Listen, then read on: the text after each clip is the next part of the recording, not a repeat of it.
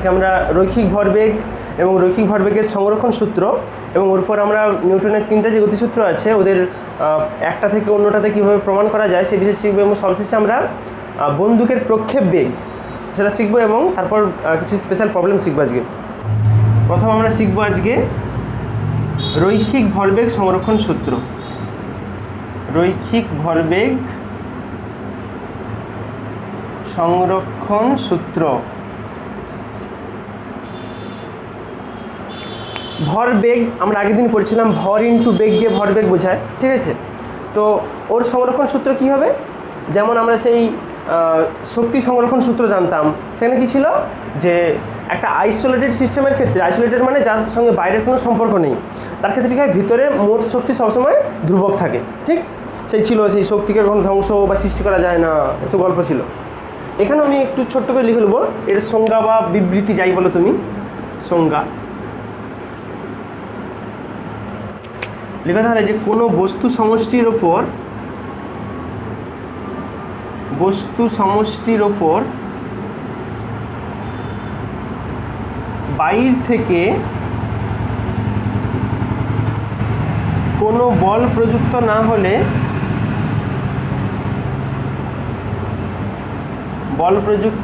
হলে কী হবে, সংস্থার মোট রৈখিক ভরবেগ ধ্রুবক থাকে, ঠিক আছে, একদম সহজভাবে। সংস্থার মোট রৈখিক ভরবেগ অবশ্যই কিন্তু মানে এবং অভিমুখে, কারণ ভরবেগ কী হয়, ভেক্টর রাশি আমরা জানি, তাহলে এর কিন্তু মানও থাকবে সেম এবং অভিমুখে, মান ও অভিমুখে ভরবেগ অপরিবর্তিত থাকবে।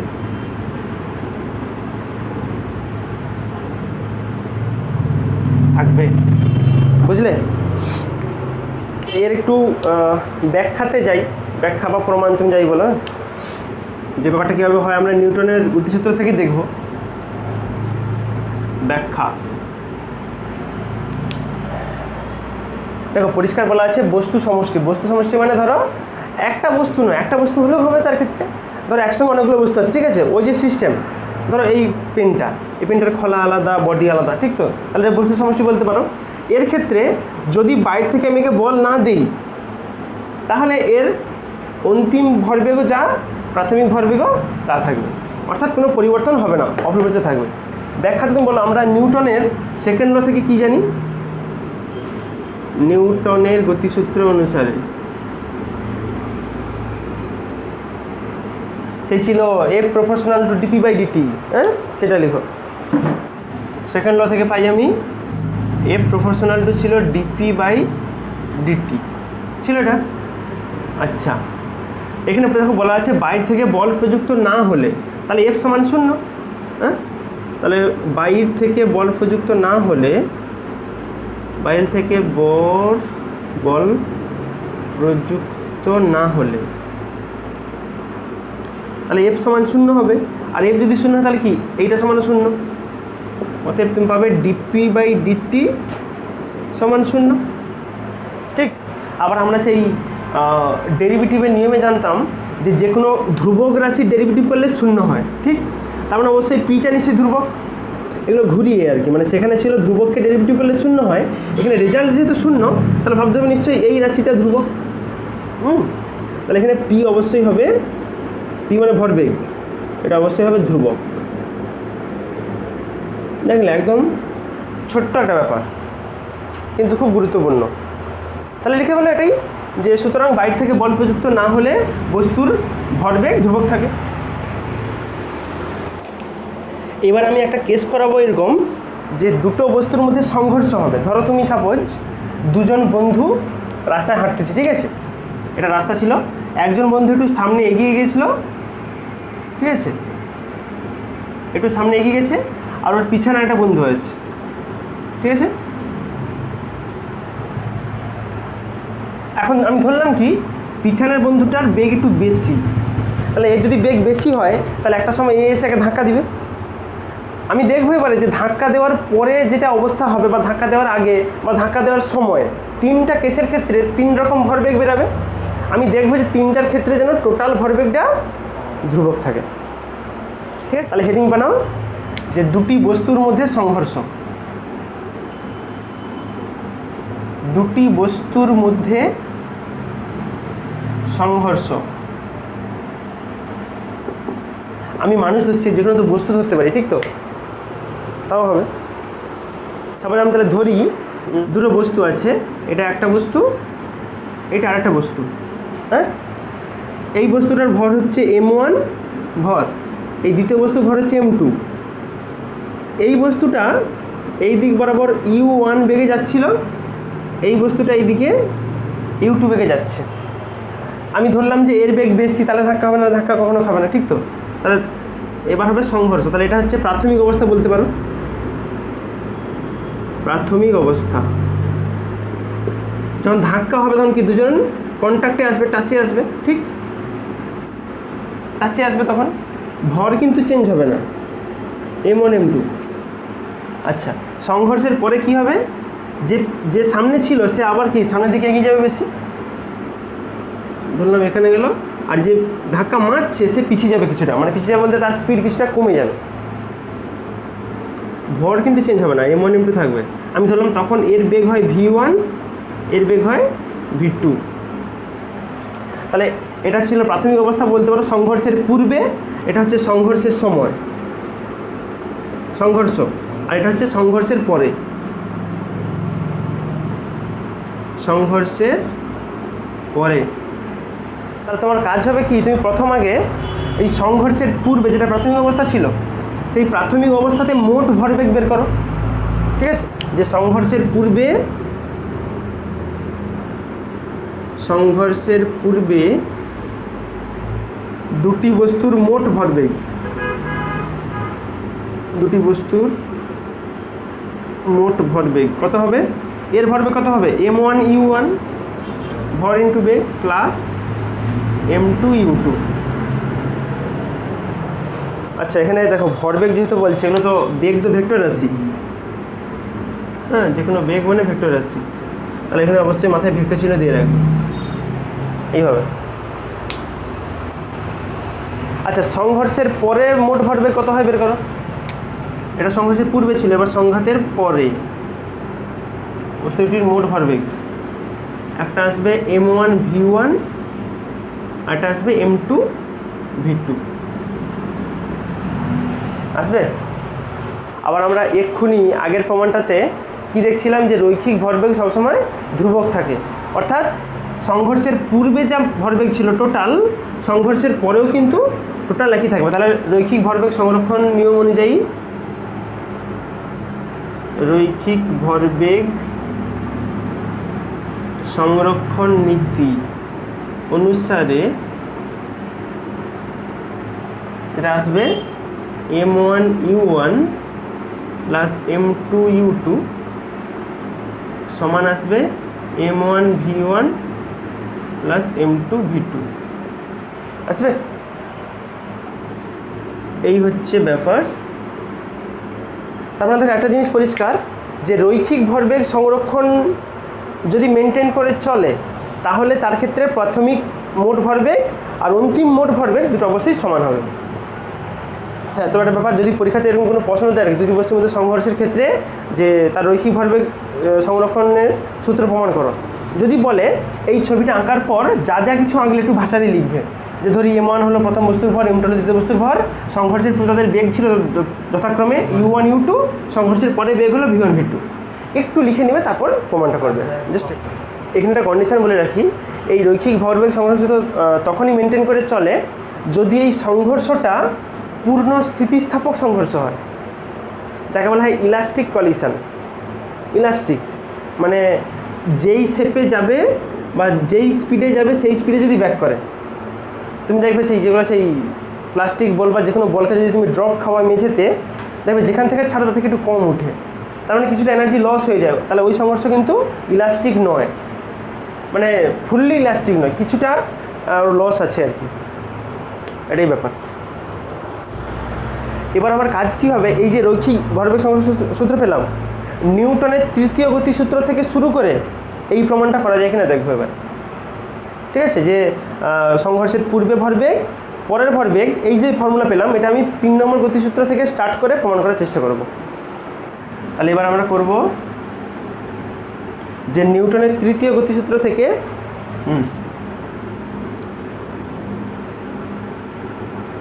নিউটনের তৃতীয়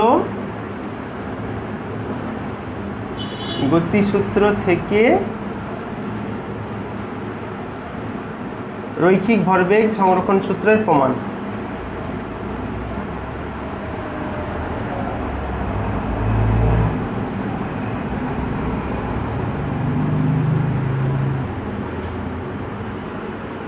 এইটা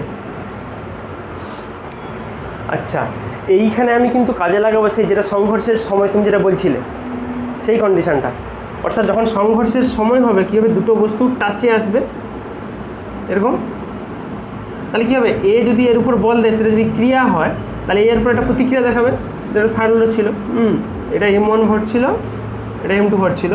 আমি ধরলাম যে এই বস্তুটা ওই বস্তুর ওপর F12 বল দিচ্ছে যে কোনো, তাহলে প্রতিক্রিয়া বল কী হবে, বিপরীত দিক থেকে হবে, কিন্তু সেটা হবে F21। এবং লেখার নিয়মটা কীরকম ছিল যে F12 vector equals to minus of F21 vector, third law ছিল এরকম, ক্রিয়া সমান মাইনাস প্রতিক্রিয়া ছিল।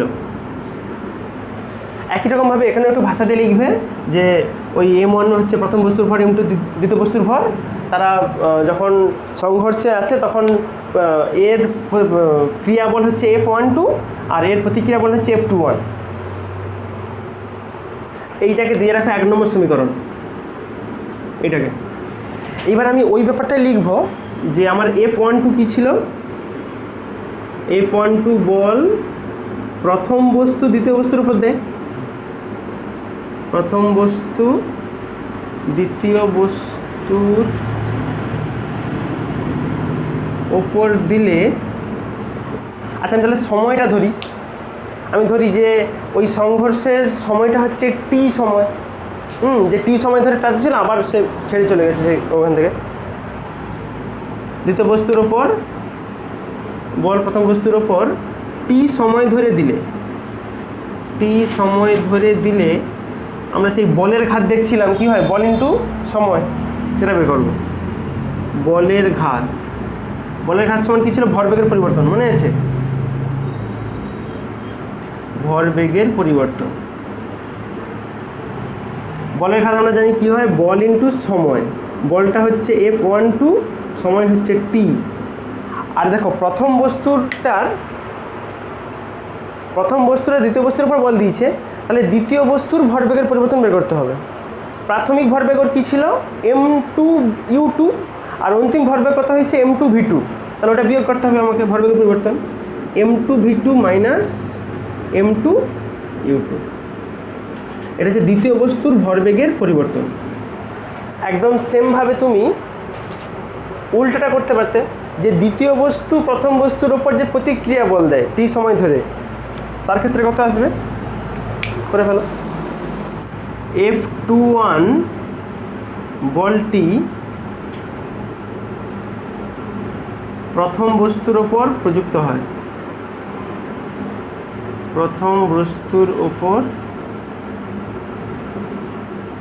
প্রযুক্ত হয়, তাহলে সেখানে লিখবে F21 ইন্টু টি, সেখানে কি আসবে, প্রথম বস্তুর ভরবেগের পরিবর্তন, তার মানে আসবে M1V1 মাইনাস M1U1, এগুলো ভেক্টর দিয়ে রাখবে, ঠিক আছে। এবার তুমি সিম্পলি এই যে 1 নম্বর সমীকরণ যেটা ছিল ওই জায়গাতে আমি F12 আর F21 এর মান বসাতে পারি, টি দিয়ে শুধু এগুলো ভাগ হয়ে যাবে, বসাও তাহলে। দেখো যে 1 নম্বর সমীকরণে মান বসিয়ে পাই, 1 নম্বর সমীকরণে মান বসিয়ে পাই, কি পাই দেখি, একদম সিম্পল ব্যাপার, F12 জায়গায় বসবে M2V2 minus M2U2 by T, ঠিক তো, এইটা F12 মান কত আসবে, এইটা বাই টি সমান F21 এর মান আসবে, মাইনাস ছিল, মাইনাস ছিল যেমন মাইনাস থাকবে, F21 এর মান কী হবে, এইটা বাই টি, মানে M1V1 minus M1U1 by T. টি কেটে গেল দুদিক থেকে। দেখো টি কেটে যাবে, কেটে গেলে থাকে পড়ে এইটা m2v2 মাইনাস m2u2 যেমন ছিল এদিকে তখন মাইনাস ছিল, তার মানে আলটিমেট এইটা মাইনাস হয়ে যাবে, মাইনাস m1v1, কিন্তু মাইনাস মাইনাসে প্লাস হয়ে যাবে, ওটা m1u1 হবে। তুমি আবার কাজ করো, একটা ইউগুলোকে একদিকে রাখো, ভিগুলোকে একদিকে পাঠাও। দেখো এই ইউটাকে ওদিকে পাঠালে প্লাস হয়ে যাবে, এটা এদিকে পাঠালে আলটিমেট সবগুলো প্লাস হয়ে যাবে। আমি একবার করে দিচ্ছি, তাহলে দিকটাতে আসবে m1u1 প্লাস m2u2 সমান আসবে m1v1 প্লাস m2v2। দেখো বেসিক্যালি এইটাকে দিকে আনলে মাইনাস হয়, এটাকে দিকে গেলে মাইনাস, সবগুলো মাইনাস মাইনাস তুলে দিলে আলটিমেট সবগুলো প্লাস হয়ে যাবে। তাহলে দেখো কী এলো, এটাই তো ছিল আমার রৈখিক ভরবেগ সংরক্ষণ সূত্র ছিল। এটা ছিল সংঘর্ষের পূর্বে মোট ভরবেগ, এটা ছিল সংঘর্ষের পরের মোট ভরবেগ।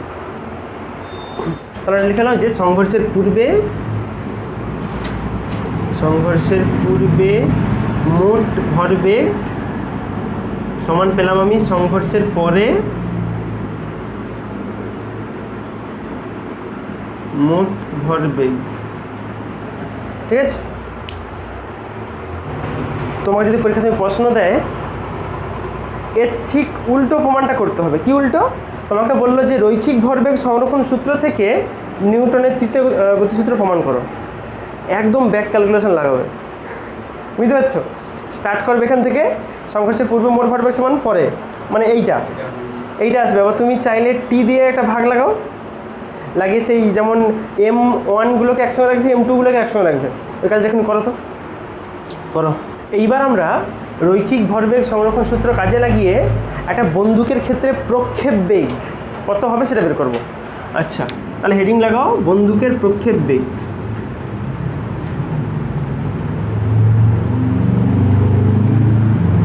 প্রক্ষেপ বেগ, সাপোজ ধরো একটা বন্দুক,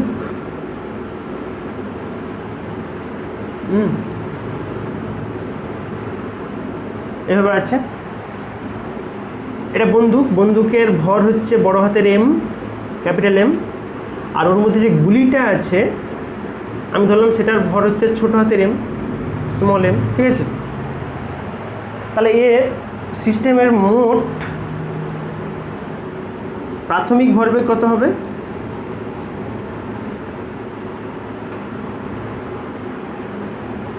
আমি ধরলাম যে প্রাথমিক বেগ, এর বন্দুকের বেগ হচ্ছে u1 আর গুলির বেগ হচ্ছে v1, তাহলে আসবে m into u1 plus m into v1। এবার ধরো ফায়ারিং করার পর তখন কি হবে? তখন গুলিটা সামনের দিকে ধর বেরিয়ে গেল, ভর কিন্তু ছিল m, আমি তখন ধরলাম এর বেগ হচ্ছে v, ছোট হাতের v, এটা স্মল v। আর ওর ফলে বন্দুকটা ধরে পিছন দিকে ক্যাপিটাল ভি বেগ নিয়ে পিছাবে, যে কোনো, ঠিক আছে, ভর কিন্তু চেঞ্জ হবে না। তাহলে এর অন্তিম ভরবেগ কত হবে? অন্তিম ভরবেগ কত হবে? বড় হাতের এম ইন্টু ভি প্লাস ছোট হাতের এম ইন্টু স্মল ভি। এবার রৈখিক ভরবেগ সংরক্ষণ সূত্র কী বলছে আমাকে? প্রাথমিক ভরবেগ সমান অন্তিম ভরবেগ। তাহলে রৈখিক ভরবেগ সংরক্ষণ নিয়ম লাগিয়ে আমি পাবো M u1 plus M v1 সমান mv, এটা বড় হাতের V, plus small m small v. এবার তোমরা একটা ব্যাপার বুঝো, যখন আমি বন্দুকে গুলি মারিনি, এমনি পড়ে আছে, তাহলে সেই অবস্থায় তো গুলিও স্থির, বন্দুকও স্থির। তার মানে এখানে প্রাথমিক অবস্থায় অ্যাকচুয়ালি কী দেখলাম? এটাই হচ্ছে শূন্য, দুটোই স্থির আছে। কারণ আলটিমেট এই পুরোটা শূন্য হয়ে যাবে, এই পুরোটা শূন্য হয়ে যাবে। আলটিমেট পাবে তুমি m v plus m small v সমান শূন্য। তাহলে এম ভি সমান আসবে মাইনাস অফ এম ভি, তাহলে ক্যাপিটাল ভি সমান আসবে minus of m v by বড় হাতের এম আসবে। এই বড় হাতের ভিটাই তো ছিল বন্দুকের বেগ পিছন দিকে, তাহলে এটাই হচ্ছে বন্দুকের প্রক্ষেপ বেগের রাশিমালা। এটি হলো বন্দুকের প্রক্ষেপ বেগ, যাই বলো তুমি, প্রতিক্ষিপ্ত হওয়ার বেগ। মাইনাস চিহ্ন কেন আসছে? কারণ গুলির বেগের সঙ্গে বন্দুকের বেগ উল্টা দিক বলে, ঠিক আছে। এরকম মাঝে মাঝে প্রশ্ন জিজ্ঞাসা করে যে বন্দুকের প্রক্ষেপ বেগের ক্ষেত্রে এই মাইনাস চিহ্নের গুরুত্ব কী বা সিগনিফিকেন্স কী। তুমি বলবে কি মাইনাস চিহ্ন কেন আছে? কারণ এটা হচ্ছে বন্দুকের বেগ গুলির বেগের বিপরীতে যায়, গুলির বেগের বিপরীত অভিমুখী। একটা প্রবলেম দিচ্ছি করো তাহলে, যে প্রাথমিক অবস্থায়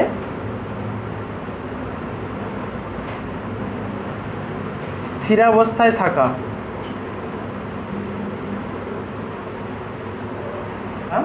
একটি 1 কেজি ভরের বস্তু বিস্ফোরণের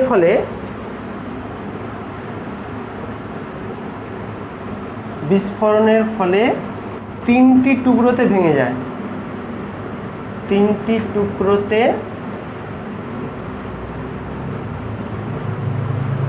ভেঙে যায়, যাদের ভরের অনুপাত হয় 1:1:3। এবার বলছে যে সমান ভরের খণ্ড দুটি, সমান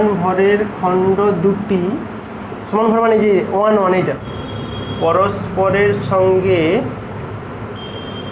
সমকোণে 30 মিটার/সেকেন্ড বেগে এত বেগে উড়ে গেল।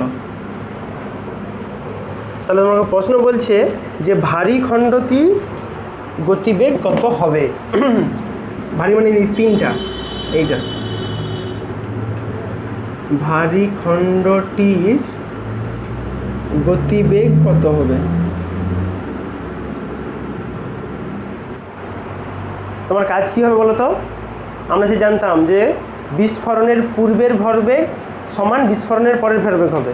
তাহলে বিস্ফোরণের পূর্বে ভরবেগ স্থির অবস্থায় ছিল মানে 0, কোনো ব্যাপার নয়। তারপরটা কী হবে তুমি ধরে নাও, এর ভর m1, m2, m3। তাহলে কী হবে? একটা হবে m1 × v, m2 × v, আর m3 × অন্য একটা যে কোনো বেগ u ফিউ ধরে নেবে, ঠিক আছে। করো তাহলে। দেখাচ্ছিল ব্যাপারটা কী হবে। এইটা ছিল এই বস্তুটা স্থির অবস্থায়, 1 কেজি, এটা 1 কেজির বস্তু ছিল। এখন বিস্ফোরণের পরে কি হয়েছে, দুটো বলছে পরস্পরের সঙ্গে 90 ডিগ্রি করে বেরিয়ে গেছে। তার মানে একটা ধরলাম এই দিক বরাবর বেরিয়ে গেল বিস্ফোরণ হয়ে, ঠিক আছে, এই দিক বরাবর, আরেকটা ওর সঙ্গে ঠিক 90 ডিগ্রি কোণ করে, এরকম করে দুদিকে মানে উড়ে চলে গেল, এরকম ব্যাপার। সেটাকে এই দিকেই আঁকো, এখানটা। আরেকটা ধরলাম আমি কী হয় সেই ভেক্টরের নিয়ম অনুযায়ী ওর লব্ধি বরাবর কাজ করবে। তাহলে লব্ধি কোন দিকে হবে? এই দিক বরাবর, ব্যালেন্সে থাকার জন্য। আচ্ছা, টোটাল ভর যদি 1 কেজি হয় তাহলে এই অনুপাতে ভাঙলে কি হবে? এর প্রত্যেকটা হবে 1/5 কেজি করে। এ হবে 1/5 কেজি, কিন্তু এ হবে 3/5 কেজি হবে। সেই আনুপাতিক ভাগ হার বের করার যে নিয়ম ছিল সেই নিয়ম লাগলেই হবে। আচ্ছা, তাহলে এই দুটো একই বেগে যাচ্ছে। তাহলে ধরি এর বেগ v1, এর বেগও v1, মান আছে 30 মিটার/সেকেন্ড, 30 মিটার/সেকেন্ড, ঠিক। আর এর বেগ কত হবে আমি জানি না, সেটা v2 ধরি আমি, ওটা বের করতে হবে।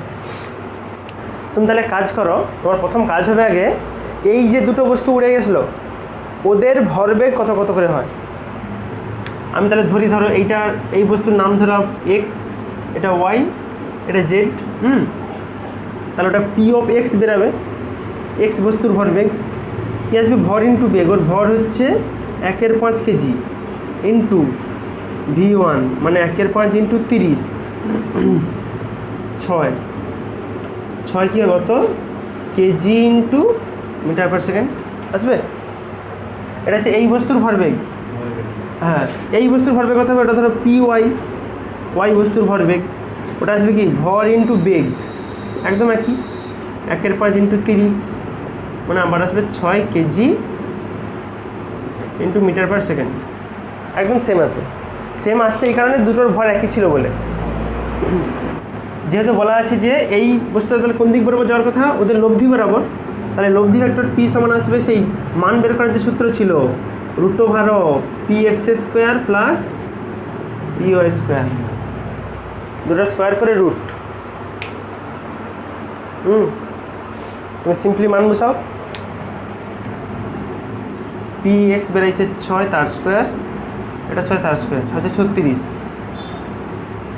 36 করো না, 2 × 36, তার মানে আসবে 6√2, অত kg into metre per second.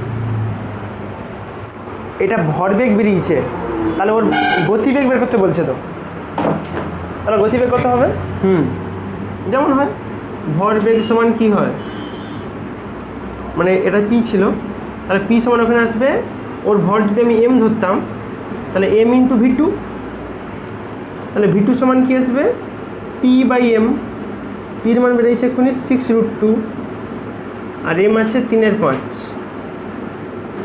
হিসাব করে যা হবে উত্তর।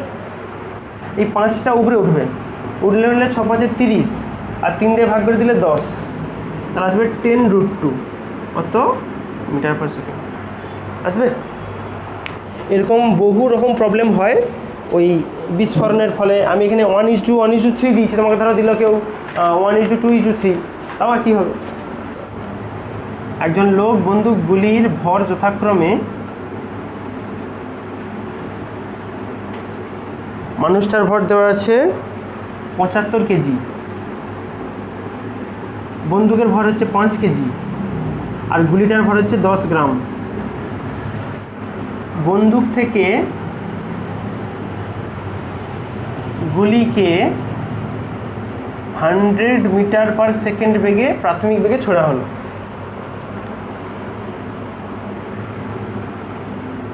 বা প্রাথমিক দ্রুতিতে ছোড়া হলো, বলো স্পিডে ছোড়া হলো। তাহলে প্রশ্ন বলছে শুধু বন্দুকের প্রক্ষেপ বেগ, বন্দুক ও লোকটির একত্রে প্রক্ষেপ বেগ নির্ণয় করো। প্রশ্ন বলছে শুধু বন্দুকটির প্রক্ষেপ বেগ ও লোকসহ বন্দুক, একবার শুধু বন্দুক বের করবে, একবার লোকসহ বন্দুক, লোকসহ বন্দুকটির প্রক্ষেপ বেগ নির্ণয় করো। প্রক্ষেপ বেগের সূত্র তোমরা এখন দেখছিলে, সে ভি সমান হয় -mv/m, স্মল mv/ বড় হাতের m। সেটা লাগিয়ে করো দেখি। আগে কি কি ডাটা দেওয়া আছে লিখে ফেলো। আমি ধরলাম ধরো মাস অফ, মানুষ আছে, ধরলাম মানুষের ভর হচ্ছে m1, সেটা আছে 75 কেজি, ঠিক আছে। বন্দুকের ভর m2, সেটা দেওয়া আছে, আচ্ছা এটা বড় হাতের, কারণ ছোটো হাতের দাও। বন্দুকের ভর m2, সেটা আছে 5 কেজি। গুলির ভর m3, সেটা আছে 10 গ্রাম। ওই যেটা গ্রাম আছে ওটাকে কেজি করে নাও, 1000 দিয়ে ভাগ, তার মানে 0.01 কেজি আসবে। কারণ সবগুলো আমি এসআই নিয়ে কাজ করবো, জন্য করছি, এটাই ব্যাপার। আচ্ছা, প্রাথমিক বেগ দেওয়া আছে, বন্দুক থেকে গুলি ছোড়ার প্রাথমিক বেগ মানে ওটা গুলির বেগ, মানে ভিটা, সে স্মল ভি মনে আছে, স্মল ভিটা আছে 100 মিটার পার সেকেন্ড। তুমি ফর্মুলা বুঝাও প্রথমটা যা করতে। দেখো এখানে কাজ কিন্তু একবারে সিম্পল। আমরা প্রক্ষেপ বেগের সূত্র জানতাম, ক্যাপিটাল ভি বন্দুকের প্রক্ষেপ বেগ, ভি সমান হয় -mv/ বড় হাতের m। এইটা বড় হাতের এমটা ছিল বন্দুকের, তাহলে এখানে বন্দুকের আছে m2 হবে। আর এমনি এমটা ছিল গুলির ভর, এখানে যেটা m3,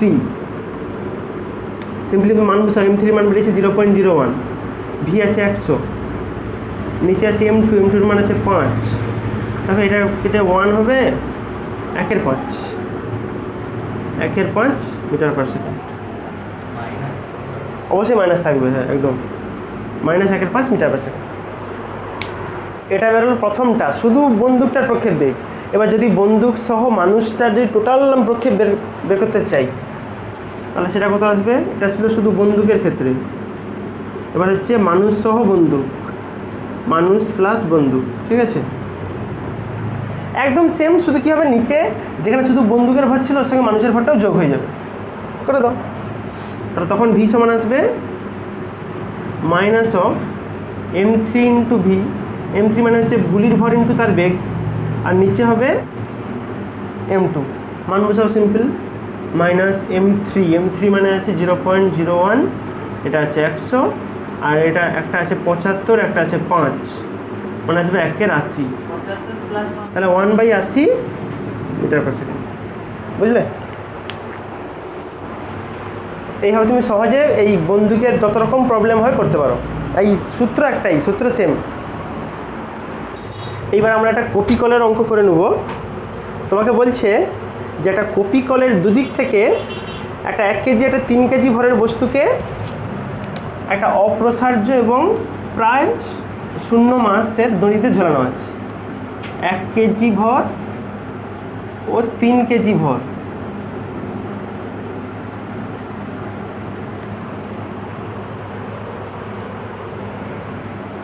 ভরের দুটি বস্তুকে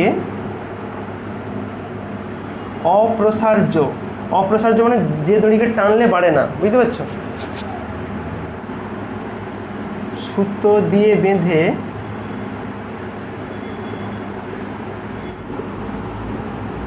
মসৃণ কপি কলের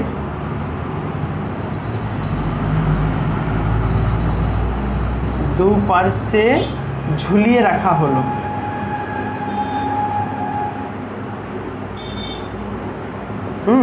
তোমাকে প্রশ্ন বলছে, প্রশ্ন অনেকগুলো।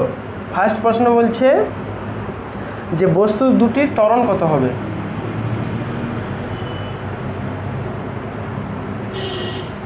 ত্বরণ কত হবে? দেখো ত্বরণ কেন আসছে, কপিকল মানে কি হয়, এটা এরকম একটা থাকে, এরকম একটা শেপের থাকে। আমি কী করছি, দুদিক থেকে সুতো দিয়ে দুটা বস্তু ঝুলিয়ে দিয়েছি। এই দিকটা 3 কেজির বস্তু আর ওদিকটা 1 কেজি হবে। কেন এটা নিচে করছি, কারণ এটা ভারী আছে, মানে আলটিমেট এদিকেই পড়ার কথা। আচ্ছা, বলছে ত্বরণ মানে কি, এ কত ত্বরণের নিচের দিকে নামবে, বা বলতে পারো এ কত ত্বরণের উপর দিকে উঠবে, কারণ এ যত নামবে তত উঠবে, সেটাই নিয়ম। দ্বিতীয় প্রশ্ন বলছে সুতোর টান নির্ণয় করো। সুতোর টান নির্ণয় করো। দেখো টান কোন দিকে হবে বলো তো? বস্তু যদি এই দিকে পড়ার চেষ্টা করে, সুতা ওকে এই দিকে টানবে, আবার সেখানেও একদম সেম ওই উপর দিকেই টান থাকবে। সুতোর টান সবসময় উপর দিকে, সুতো চায় ওকে টেনে ধরে রাখতে, এটাই। নম্বর প্রশ্ন হচ্ছে, তাহলে আলটিমেট এই যে কপি কলটা আছে, ওই কপি কলে প্রযুক্ত বল কত হবে? কপি কলের ওপর প্রযুক্ত বল কত হবে? আমি তাহলে ধরি যে এই বস্তুটা যেটা ছিল এর ভর হচ্ছে m1। এখন 3 কেজিকে 1 কেজি ভুলে যাও, সে পরে মান বসাবো, ঠিক আছে? এর ভর m1, এর ভর m2। তাহলে এর ভর যদি m1 হয়, কি পৃথিবী কত ওজনে টানবে নিচের দিকে? m1g mg হয়, এইকেও তো পৃথিবী টানবে, একে টানবে m2g। আর সুতোর টান ধরলাম t তৈরি হচ্ছে, এখানেও t, এখানেও t। এবার আরেকটা জিনিস আমি ধরি যে সাপোজ এর নিচের দিকে এ ত্বরণ নিয়ে নাম দিচ্ছে, যে কোনো এর মান যা খুশি হয়। তাহলে সে আমরা যেমন এফ নিট বের করা শিখছিলাম, তাহলে করো এফ নিট, এফ সমান হয় এম এ। এবার এফ নিটে কী হবে দেখো, নিচের দিকে নাম দিচ্ছে, তার মানে এটা হবে প্লাসে, টি হবে মাইনাসে, মনে আছে? এখানে এটা হবে প্লাস, টি হবে মাইনাস। লাগাও তাহলে, দুটো ভরকে আলাদাভাবে করব। এটা আগে m1 ভরের জন্য, তাহলে করো, এটা হচ্ছে m1 ভরের জন্য। m1 ভরের জন্য m1 ভরের জন্য কত আসবে ওই এফেক্টিভ সমান আসবে m1g মাইনাস টি সমান ma আসবে।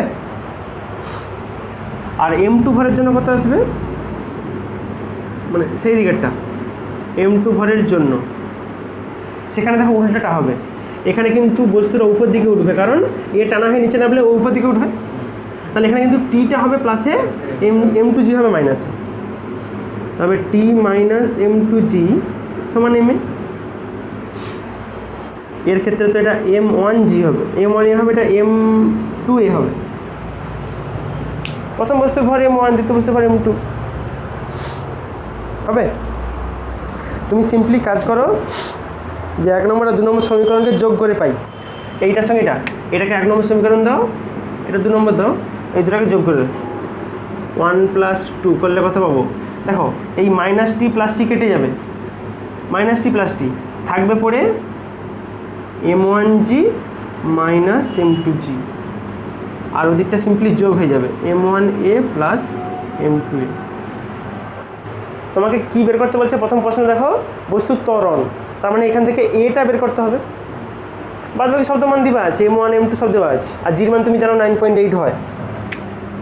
তাহলে এখানে যদি কমন নিলে কত থাকে, এখানে কমন নিলে হবে a কমন নিলে m1 প্লাস m2, তাহলে a সমান কত পাবো আমি, a সমান এটা নিচে নেমে যাবে, মানে এটা আসবে g into m1 minus m2 by m1 plus m2 আসবে, ওটা আসবে a সমান এটা g into m1 m2 m1 minus m2 by m1 plus m2। তা তুমি সিম্পলি মান বসাও, এটা হচ্ছে একের দাগের প্রশ্নের উত্তরটা বেরাবে। জির মান কত হয় অ্যাপ্রক্সিমেট 10 ধরতে পারো, 9.8 ধরতে পারো, যা খুশি, আমি 10 ধরছি। m1 এর মান ছিল 3 কেজি, তাহলে 3 মাইনাস 1 আর নিচে হবে 3 প্লাস 1, মানে উপরে হবে 2 কেটে যাবে, আর হচ্ছে থাকে তোমার 5 হবে উত্তর, 5 মিটার পার সেকেন্ড স্কোয়ার হবে।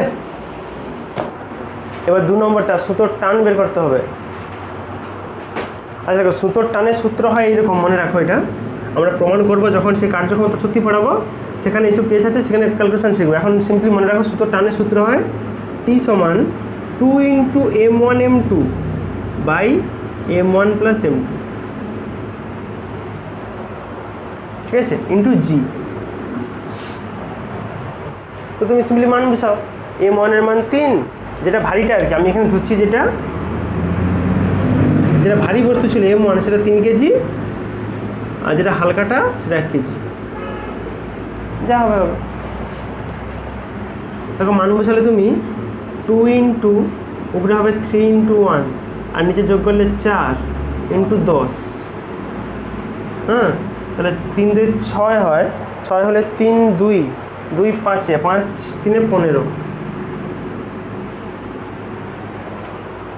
আর সিম্পলি ওর পর আমাকে বের করতে বলছে কপিকলের ওপর প্রযুক্ত বল, সেটা কী হবে দেখো, এইটা বের করার নিয়ম দেখো, এই সুতো এই দিক বরাবর একটা টান দিচ্ছে, মানে এই বস্তু এদিকে টান দিচ্ছে আর সেই বস্তু ওদিকে টান দেওয়ার চেষ্টা করছে, তার মানে এই বস্তুর ওপর অ্যাকচুয়ালি দুটোটি কাজ করতেছে, বুঝতে পারছো, এই কপিকলের ওপর।